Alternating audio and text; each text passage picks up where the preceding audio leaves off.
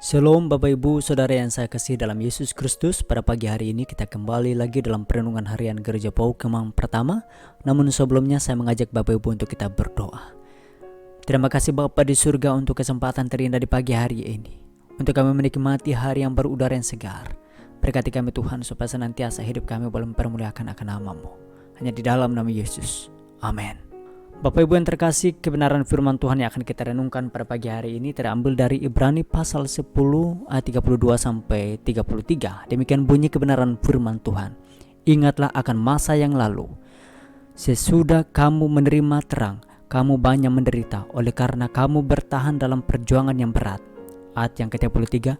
Baik waktu kamu dijadikan tontonan oleh cercaan dan penderitaan, maupun waktu kamu mengambil bagian dalam penderitaan mereka yang diperlakukan sedemikian.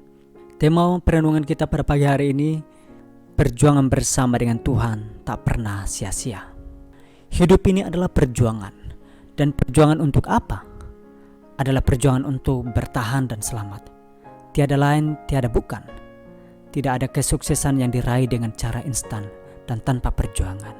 Tidak ada keberhasilan hidup tanpa cucuran keringat dan air mata. Thomas Alva Edison bahkan mengatakan, kesuksesan adalah 1% kejeniusan dan 99% adalah kerja keras. Semakin kita merasakan perjuangan hidup, semakin dekat pula penemuan kita akan makna kehidupan yang sesungguhnya. Hidup adalah perjuangan. Jika kita boleh ada sebagaimana kita saat ini, tentunya kita telah banyak melalui persoalan, tantangan yang begitu berat pada masa yang lalu.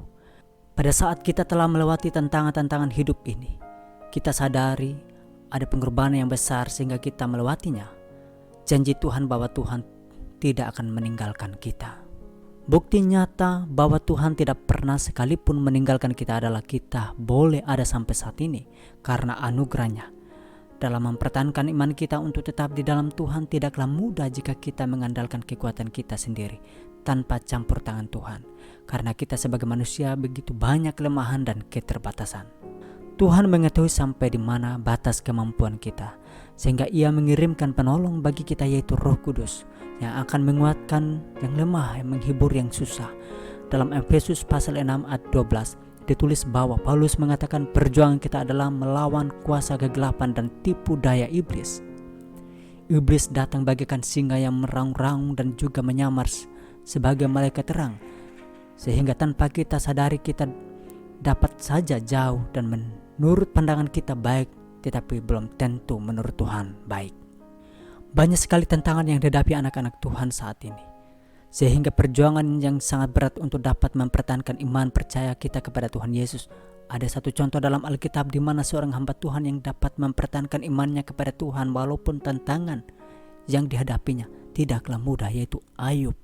Kita dapat mencontohi sikap keteladanan dari Ayub. Ayub maupun bertahan dalam situasi yang sangat sulit sekalipun. Ayub mampu berpegang teguh pada janji Tuhan bahwa Tuhan tidak akan pernah meninggalkan anak-anaknya. Dengan iman yang teguh dari Ayub, satu kesaksian dapat kita lihat bahwa kehidupan Ayub setelah dipulihkan Tuhan dipermuliakan. Ayub menjadi satu contoh bagaimana kita dituntut untuk tetap bertahan di tengah-tengah persoalan kesulitan apapun.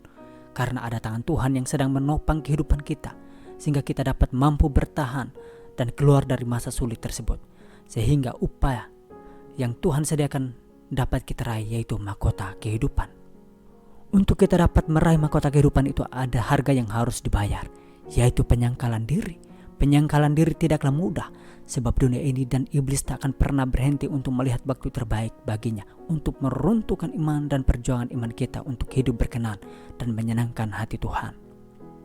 Mazmur 37 dikatakan bahwa dengan kita percaya kepada Tuhan, diam dan berlakulah setia kepada Tuhan, dan bergembiralah sehingga apa yang kita inginkan akan diberikan Tuhan kepada kita. Tuhan telah memberikan keselamatan kepada kita. Untuk itu janganlah kita mengundurkan diri dari Tuhan, karena Tuhan tidak pernah menginginkan kita untuk mundur darinya. Tuhan menginginkan kita meraih upaya yang telah disediakan dengan satu syarat, bahwa kita tetap di dalam pengharapan di dalam Tuhan. Ada beberapa hal sesuai dengan pembaca firman yang harus dilakukan untuk menerima upaya yang kekal adalah tetap menjaga stamina iman, mengingat selalu akan kebaikan Tuhan yang tidak pernah berubah dahulu, sekarang, dan selamanya.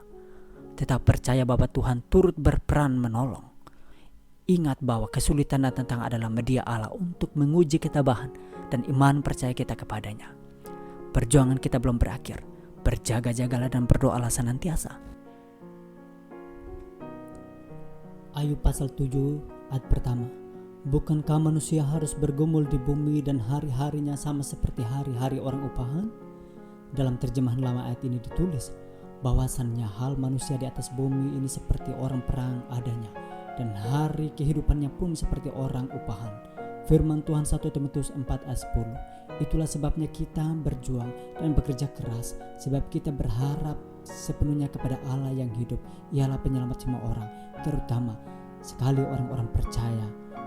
Mari kita terus berjuang, karena hidup memerlukan pengorbanan.